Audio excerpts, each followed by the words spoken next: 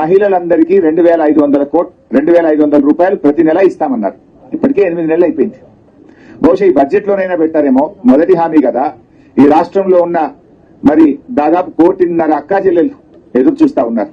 అందులో 18 ఏళ్లు దాటిన వాళ్ళు పెట్టుకున్న 1 కోటి మంది ఉంటారు. 1 కోటి మంది అక్కా చెల్లెళ్లకు శుభవార్త చెప్తారేమో అని చూస్తే నిరాశ చూపారు. ఇవాళ 8 నెలలు అయింది. 8 నెలలు లెక్క తీసినా దాదాపు వీళ్ళు ఇప్పటికే 20,000 కోట్లకు పైగా బాకీ పడ్డారు పాతది.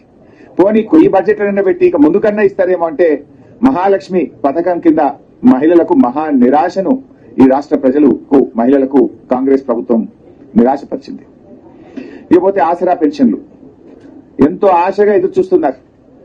రేవంత్ రెడ్డి గారు అయితే రెచ్చిపోయి ఉపన్యాసాలు ఇచ్చారు. అవ్వాని పెన్షన్ ఎంత వస్తుంది? 2,000.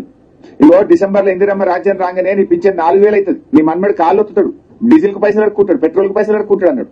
మరి 4,000 డిసెంబర్లోనే ఇస్తాను. జూలై నెలలో ఉన్నాం, ఇప్పటిదాకా రాలేదు.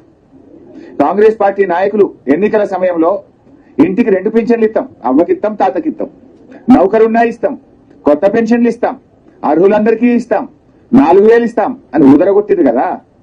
100 రోజుల్లో ఇస్తామని బాండ్ పేపర్ మీద రాసిచ్చింది కదా. ఏమైంది మీ బడ్జెట్ లో? ఎందుకు పెట్టలేదు అని నేను అడుగుతా ఉన్నా. అంటే ఇవాళ పేదలకు మేము ప్రాధాన్యత ఇస్తాం, మాది పేదల ప్రభుత్వం అన్నారు కదా. మరి ఇంతకంటే పేదలు ఎవరు? ఆసరా పెన్షన్ అందుకునే దానికంటే ఇంకా నిరుపేదలు ఈ రాష్ట్రంలో ఎవరైనా ఉన్నారా? వృద్ధులు, అభాగ్యులు, ఒంటరి మహిళలు, చేనేత కార్మికులు, గీత కార్మికులు, వికలాంగులు, మరి ఎయిడ్స్ పేషెంట్లు, డయాలసిస్ పేషెంట్లు, వీళ్ళకంటే పేదలు, వీళ్ళకంటే ఇంకా కష్టాల్లో ఉన్నటువంటి వాళ్ళు ఎవరైనా ఉంటారా? అంటే మీరు అత్యంత పేదలే వీళ్ళు. మరి మాది పేదల ప్రభుత్వము, మాది పేదలకు ప్రాధాన్యం అని చెప్పుకునే అర్హతనే మీకు లేదు.